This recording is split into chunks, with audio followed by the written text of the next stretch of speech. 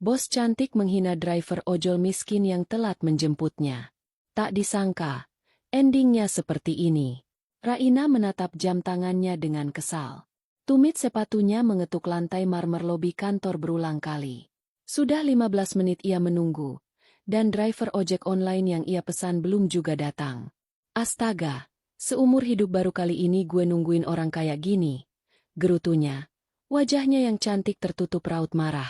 Seorang pria berjaket hijau lusuh tiba-tiba berlari kecil mendekatinya. Nafasnya memburu. Maaf, Mbak Raina? Saya Fikri, driver ojol yang Mbak pesan tadi. Raina melipat tangan di depan dada, menatap dari atas ke bawah dengan sinis. 15 menit telat. Mas, gimana mau profesional kalau begininya aja udah kacau? Fikri menunduk sopan. Maaf, tadi saya bantu ibu-ibu yang bannya bocor di jalan. Saya nggak maksud telat. Bantu orang? Emangnya saya peduli? Saya bayar buat tepat waktu, bukan buat dengerin alasan klasik dari orang nggak mampu. Bentaknya. Beberapa orang di sekitar menoleh.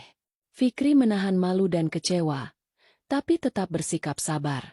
Kalau nggak bisa kerja sesuai standar, mendingan berhenti jadi ojol. Jangan harap bisa naik kelas dengan mental kayak gitu. Lanjut Raina. Suaranya tajam bagai pisau. Fikri hanya diam, menahan perih yang menusuk di dadanya. Tapi ia tahu, membalas hanya akan memperkeruh suasana. Dengan tenang ia membuka pintu mobil dan menunggu Raina masuk. Dan satu lagi, Raina berkata sinis sebelum duduk di bangku belakang. Kendaraan kamu bau. Besok semprot pewangi kalau nggak mau dikasih bintang 1. Fikri mengangguk pelan. Siap, Mbak. Di sepanjang perjalanan, Raina sibuk dengan ponselnya.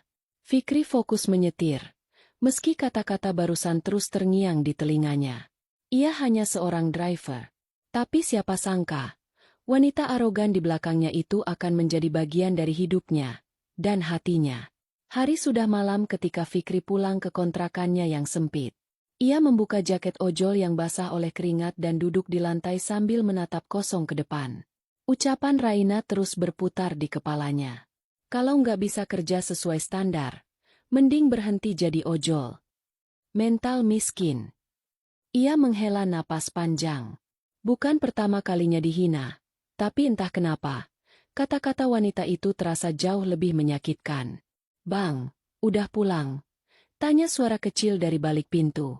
Adiknya, Nisa, muncul dengan senyum tipis. Iya, kamu udah makan? Udah, tadi masak tempe goreng. Nasi tinggal dikit, tapi cukup kok. Kata Nisa sambil berusaha ceria. Tubuhnya masih kurus dan pucat karena penyakit lambungnya yang sering kambuh. Fikri menatap adik satu-satunya itu dengan hati yang makin berat. Ia banting tulang sejak lulus kuliah demi menghidupi mereka berdua setelah orang tua mereka meninggal. Dulu ia punya cita-cita besar.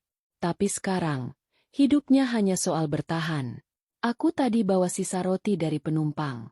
Lumayan buat sarapan besok, katanya sambil menyodorkan kantong plastik. Nisa tersenyum lebar. Makasih, Bang. Kamu baik banget.